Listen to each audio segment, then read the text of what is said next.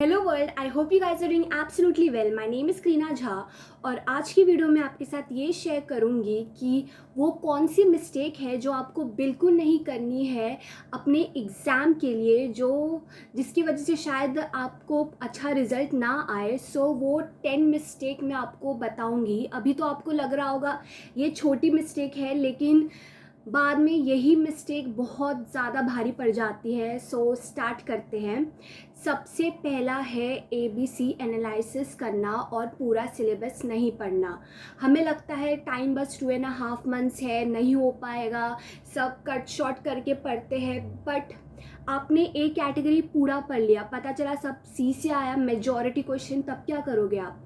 So try कीजिए इतना ज़्यादा ABC एनालिसिस नहीं करने का। उससे अच्छा जो पार्ट है, लाइक अगर टैक्स की बात करूं, डायरेक्ट और इनडायरेक्ट टैक्स है, तो इनडायरेक्ट टैक्स आप पूरा कर लो। ऐसे ये फिर भी स्मार्ट वे है, क्योंकि इनडायरेक्ट टैक्स का आप सब पढ़ के जा रहे हो तो टेंशन नहीं है। ठीक है, अभी सेकेंड रीज़न, मैंने लिटरली सारे रीज़न लिख के रखे हैं, पूरा अच्छे से एनालाइज करके ये 10 मिस्टेक आपको बता रही हूँ।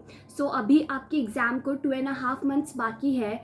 सो बिल्कुल भी ये गलतियाँ मत करना, क्योंकि आप लिटरली शॉक हो जाओगे जब आप अपना पेपर देखोगे। आपको लगा अरे ये तो A कैटेगरी वाला था और इसमें से कुछ बना ही नहीं, और ये C कैटेगरी वाला था और पूरा पेपर इसी से आया है। सो सेकेंड है पास्ट ईयर पेपर, सिर्फ वो पढ़ना, वो रिफ़र करना। मैंने किसी का वीडियो देखा था, वो लोग बोलते हैं कि सिर्फ स्कैनर पढ़ के गए और पास हो गए। टू बी वेरी फ्रैंक, आप चाहिए तो खुद देख लेना, स्कैनर उठाओ और इस बार का December 22 का पेपर उठाओ। आपको एक भी क्वेश्चन क्या, मेजॉरिटी क्वेश्चन आपको वैसे मिलेंगे जो स्कैनर में नहीं है। तो वो बच्चे जो सिर्फ स्कैनर के बदौलत जा रहे हैं वो तो शॉक में ही होंगे एग्ज़ाम हॉल में। तो आपको वो गलती नहीं करनी है। हाँ, स्कैनर ले लो क्वेश्चन टाइप जानने के लिए, लेकिन मुझे लग रहा है कि बहुत सारे न्यू क्वेश्चन अभी जितने भी अटेम्प्ट में आएंगे, हाँ आपको शायद 1-2 रिपीट मिल जाए, लेकिन 1-2 से आप पूरा पेपर नहीं निकाल पाओगे। सो ये है वो सेकेंड मिस्टेक। थर्ड इज़, अभी जैसे ही एग्ज़ाम पास आएगा हमें लगेगा कुछ तो समरी मिल जाए, और भी बहुत सारे टीचर अपना समरी नोट्स निकालते हैं। हम क्या करते हैं, अपना बुक छोड़ के सिर्फ समरी नोट्स से पढ़ने लगते हैं, हमें लगता है जल्दी हो जाएगा, बट वो जल्दी ही आपका मार्क्स ले जाएगी।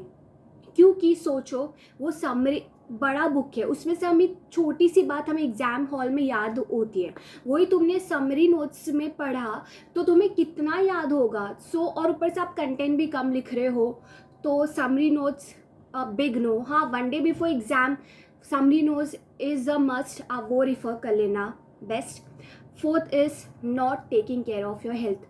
हाँ, हमें लगता है कि सिर्फ 2.5 मंथ से अभी बैठ के सिर्फ पढ़ना है और कुछ भी नहीं करना, लेकिन ये आपकी बॉडी है, it needs some physical exercise, some fresh air. आप खुद को बंद कर दोगे और पता चला 1 मंथ पहले बीमार पड़ गए because of your this lifestyle, और तब आपका 1 वीक लॉस हो जाएगा। उससे अच्छा आप डेली 1 आवर अपने हेल्थ को दीजिए, जो बहुत ही ज़्यादा इम्पॉर्टेंट है। और मेरा ट्रस्ट मी, मैं प्रीवियस टाइम बहुत बीमार पड़ी थी, उसकी वजह से बहुत टाइम वेस्ट होता है। So take good care of your health. Fifth, blindly following any strategy, मतलब इंटरनेट में सबने बता दिया और हमने वो फॉलो कर दिया।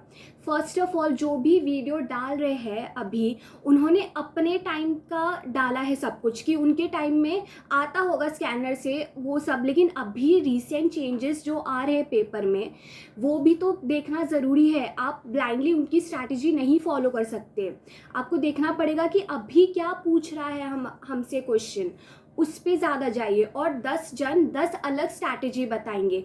एक ऑल इंडिया रैंक बताएगा कि उसने 8 सब्जेक्ट किया, वही दूसरा बताएगा उसने 2 किया, और तीसरा बताएगा 1 किया। तो सब में आप कंफ्यूज मत हो, उससे अच्छा अपनी एक स्ट्रैटेजी जो आपको काम आएगी वो फॉलो करो। रैंडमली कोई भी स्ट्रैटेजी मत फॉलो करना।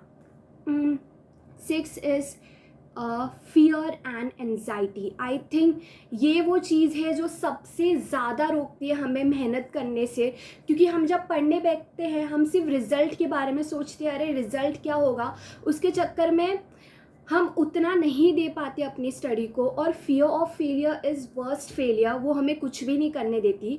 उससे अच्छा व्हाट यू कैन डू, आप ना रिजल्ट का सोचो, आप बस ये सोचो कि मेरा डेली टारगेट है और मुझे सिर्फ इसको पढ़ना है। आप भूल जाओ, समझो ये आपका काम है और ये आज का काम है, आज का काम मैंने कर लिया, आई एम गुड टू गो।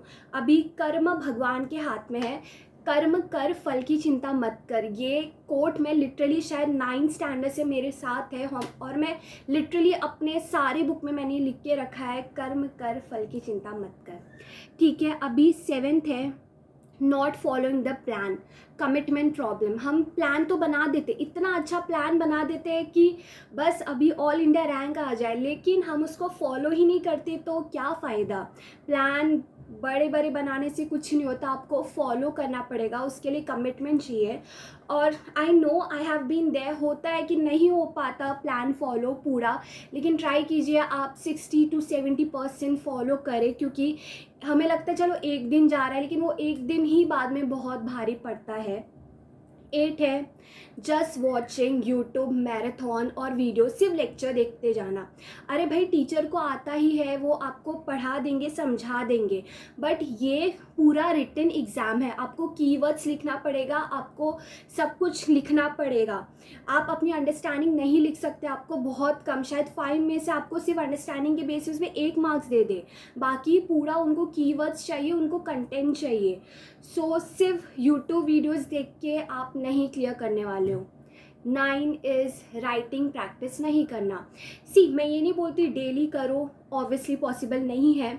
क्या करो, आपका जब एक सब कुछ पढ़ के हो जाए, उसका एक टेस्ट सीरीज़, मतलब पास्ट या पेपर लेके वो खुद ही लिख डालो, या फिर आप डेली अगर लिखना चाहो तो डेली एक आंसर लिख दो। लेकिन जो प्रोफेशनल में है शायद उतना टाइम ना हो, तो सिर्फ वीक में एक दिन एक आंसर लिख दो, वो भी काफ़ी है। लेकिन राइटिंग बहुत ज़रूरी है, ये रिटन एग्ज़ाम है। ये 9 मिस्टेक जो मैंने एनालाइज की, सबसे ज़्यादा बच्चे करते हैं, एंड आई एम श्योर कि आप लोग भी कर रहे होंगे। बिल्कुल मत कीजिए, अभी टाइम है, अभी सुधर जाइए, बिकॉज बाद में बहुत बुरा लगता है अगर रिज़ल्ट हमारे हिसाब से नहीं आता है तो। आई नो डिफ़िकल्ट है, बट मैं चाहती हूँ ये रियलिटी आपको पता चले कि आपको क्या करना है। And also do subscribe to my channel. मैं बहुत सारे स्टडी व्लॉग्स एंड ऑल्सो बहुत सारी चीज़ जो ऐसी चीज़ है रियलिटी ऑफ द स्टडी आप तक पहुँचाऊँगी। Do subscribe and thank you for